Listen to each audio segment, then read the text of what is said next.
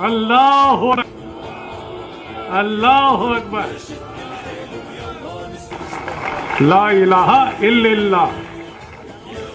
और ये बिल्कुल साफ होना चाहिए कि उस अल्लाह का कोई बेटा नहीं है, कोई भतीजा, कोई दामाद और कोई नहीं है, एक है अल्लाह। और इस तरीके से हमें अल्लाह की इबादत से, जिसे हम इस्लाम में तौहीद कहते हैं, एक तौहीद हमारी सबसे बड़ी बुनियादी सोच है। और उसी पर हम सारी दुनिया को, खाली भारत के लोगों को, इंडिया के लोगों को नहीं, सारी दुनिया के इंसानों को एक झंडे के नीचे ला सकते हैं, एक तौहीद के झंडे के नीचे ला सकते हैं।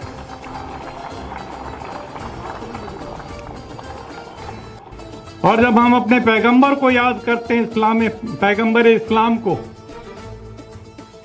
हजरत मोहम्मद साहब सल्लल्लाहु अलैहि वसल्लम, तो हम साफ शब्दों में कहते हैं रहमतुल लिल आलमीन, रहमतुल लिल मुसलमीन नहीं। इसलिए सारी दुनिया और उसके लिए करुणा, उसके लिए दया, उस पैगाम को लेकर के जो लोग सारी दुनिया में, इसलिए इस्लाम खाली मुसलमानों का नहीं है, पूरी इंसानियत का मजहब है। और इस नाते से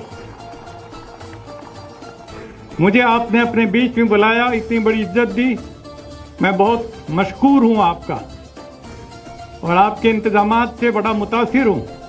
मुझे बहुत खुशी हो रही है। 1984 में जब इंदिरा गांधी जी की हत्या के बाद सिखों को कत्लो गारत हुई, तो सबसे पहले सिखों को बचाने के लिए मैं कूदा था। और उस समय सिर पर इस रंग की पट्टी बांधे एक गोडसे भगत कह लो या हिंदुत्व वाला, वो मेरे ऊपर छुरा लेकर के दौड़ा लाजपत नगर दिल्ली में, और कहता तू गद्दार है, कौम का गद्दार है। मुझे समझ करके कि मैं हिंदू हूं, मैं सिखों को क्यों बचा रहा हूं, मैंने कहा तुम इंसानियत का कत्ल कर रहे हो, इसलिए मैं तुम्हारे खिलाफ।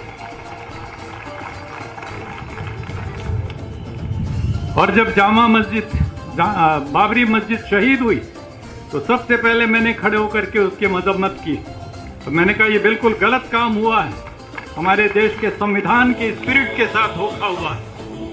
और उसके पूरी के पूरी यूट्यूब आप लोग सुनिएगा, देखिएगा जो मुझे कहना है बाबरी मस्जिद के बारे में। और वहाँ पर जो कहते हैं राम मंदिर है, उसका कोई सबूत नहीं है, लेकिन उसको उन्होंने सुप्रीम कोर्ट तक ने कह दिया अपने फैसले में कि कोई सबूत नहीं है। ये भी कह दिया कि 49 में उसके अंदर मूर्ति रखना गैर कानूनी था।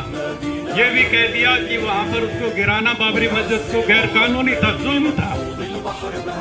ये सब कहने के बावजूद उन्होंने वो उन्हीं को सौंप दिया। ये कैसा सुप्रीम कोर्ट है, हमारी समझ में नहीं आया।